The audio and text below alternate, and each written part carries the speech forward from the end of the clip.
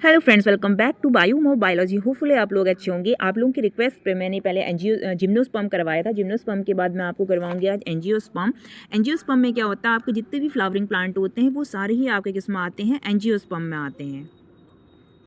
तो हम देखेंगे एंजियोस्पर्म में पढ़ेंगे। एंजियोस्पर्म फूल वाले पौधे होते हैं जो बीज को फल के अंदर विकसित करते हैं। ओके, ये पृथ्वी पर पौधों का सबसे बड़ा और विविध समूह लगभग 80% है, जिसमें ग्रास आते हैं, आपके अनाज आते हैं, आपके फ्रूट्स आते हैं, वेजिटेबल्स आते हैं, पेड़, ये सारे शामिल हैं इसमें। और इसकी खासियत यह है कि फूलों और इसमें क्या होता है, डबल फर्टिलाइजेशन प्रेजेंट होता है। ये क्वेश्चन आपका पूछा जाता है कि डबल फर्टिलाइजेशन आपका एंजियोस्पर्म में होता है या फिर जिम्नोस्पर्म में होता है। डबल फर्टिलाइजेशन आपका पाया जाता है, किसमें पाया जाता है, एंजियोस्पर्म में पाया जाता है। ठीक है, और अनोखी प्रजनन विधि है जिसे कृषि और भोजन के रूप में भोजन में बहुत महत्व मिलता है। ओके, हम नेक्स्ट देखेंगे एंजियोस्पर्म का शॉर्ट नोट्स बनाए मैंने कुछ, वो देखेंगे। तो एंजियोस्पर्म में क्या होता है, फूल होते हैं, आपके फ्रूट्स भी बनते हैं, और इसमें जो बीज होते हैं वो अंडाशय के अंदर सुरक्षित रहते हैं। और इसमें क्या होता है, आपका डबल फर्टिलाइजेशन प्रेजेंट रहता है। नेक्स्ट है आपका, इसमें इनक्लोज सीड होती है। ओके, बंद बीज होते हैं। इनके बीज नेक्ड नहीं होते हैं। नेक्ड किसके बीज होते थे, आपके एंजियोस्पर्म में। जिम्नोस्पर्म में आपके क्या होते थे, नेक्ड बीज होते थे।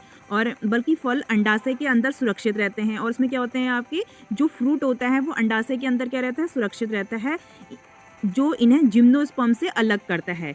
ओके, और इसमें क्या होता है, आपका एंजियोस्पर्म में आपका डबल फर्टिलाइजेशन प्रेजेंट रहता है। एक अनोखी प्रक्रिया है जिसमें मेल गैमिट अंडों से निषेचित करता है और दूसरा ध्रुवीय केंद्रकों के साथ मिलकर एंडोस्पर्म बनाता है। ये क्वेश्चन भी पूछा जाता है कि इसमें डबल फर्टिलाइजेशन कैसे होता है।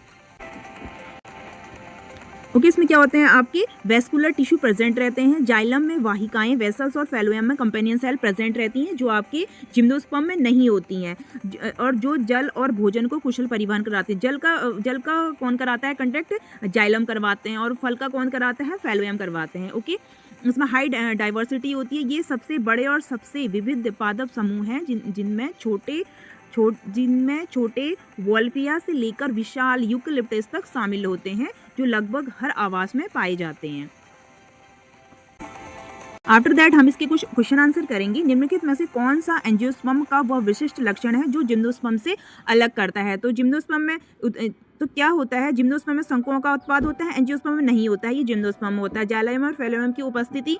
ठीक है, और थर्ड क्या हमारा, अंडाशय फल के भीतर बीजांड का होना। तो यही क्या है, इसका राइट आंसर है, C is right answer. Next question हमारा, एंजियोस्पर्म में निषेचन के बाद अंडाशय की दीवार से विकसित होने वाली संरचना क्या है। बीज है, बीजांड है, फल है, या फिर शुक्राणु है। तो उसका राइट आंसर क्या होगा, आपका बीजांड, B is right answer.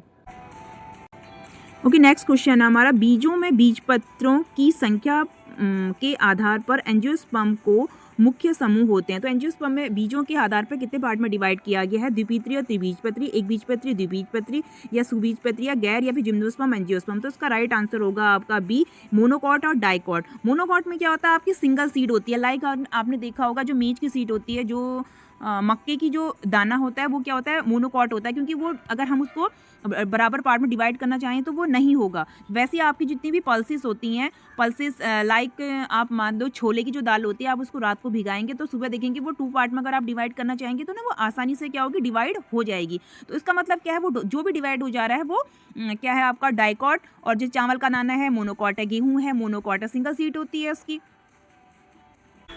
Okay, next question हमारे, फ्लावर के किस पार्ट में, ओके नेक्स्ट क्वेश्चन हमारे फ्लावर के किस भाग में मेल गैमिट पाए जाते हैं। तो किसमें पाए जाएंगे, आपके पराकोष में पाए जाएंगे, C is right answer. Okay, next question हमारा, एंजियोस्पर्म का मुख्य लक्षण है, क्या है, वेस्कुलर टिश्यू है, या फिर बीज फल के अंदर ढके रहते हैं, या कोन्स होते हैं, या नेक्ड सीड होते हैं। ये तीनों ही लक्षण किसके हैं, आपके ए सी डी, ये तो क्या है, आपके जिम्नोस्पर्म के लक्षण है। लेकिन जो बी है आपका, बी इज राइट आंसर। बीज जो होते हैं वो फल के अंदर ढके होते हैं।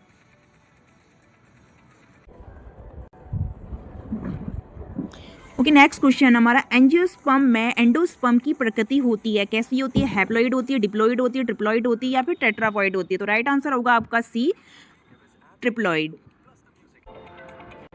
ओके, नेक्स्ट क्वेश्चन हमारा, डबल फर्टिलाइजेशन की मुख्य विशेषता है, एल्गी, जिम्नोस्पर्म, एंजियोस्पर्म, या ब्रायोफाइटा। तो राइट आंसर क्या होगा आपका, angiosperm is right answer, C.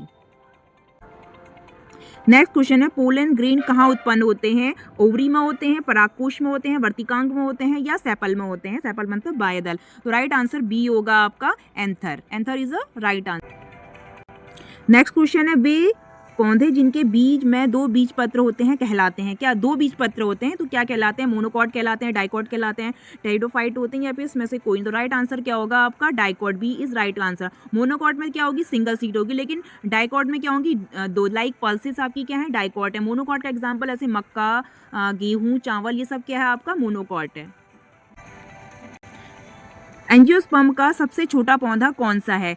Eucalyptus है। यूकेलिप्टस क्या है? सबसे बड़ा है एंजियोस्पर्म का। Okay, Wolffia is a right answer. Right answer is a B. Next question हमारा आलू और टमाटर किस फैमिली से संबंधित है? फोवेसी से, सोलेनेसी से, लिलिएसी या फिर बेसिकासी से? तो राइट आंसर होगा आपका सोलेनेसी। तो आलू और टमाटर किस फैमिली से बिलोंग करते हैं? आपके सोलेनेसी से बिलोंग करते हैं। नेक्स्ट क्वेश्चन है एंजियोस्पर्म पौधे में एम्ब्रियो सैक परिपक्व अवस्था है 7 सेल या फिर? तो राइट आंसर इसका होगा आपका C is the right answer. Next question है हमारा पॉलीगोनम टाइप का भ्रूणकोश कैसा होता है? मोनोस्पोरिक, बाइस्पोरिक, टेट्रास्पोरिक या नन ऑफ दीज? तो राइट आंसर आपका A is the right answer, monosporic. Next time है कुकीन मलेरिया की दवा किस पौधे से प्राप्त की जाती है? तो ये प्राप्त की जाती है आपकी सिनकोना की छाल से। A is the right answer.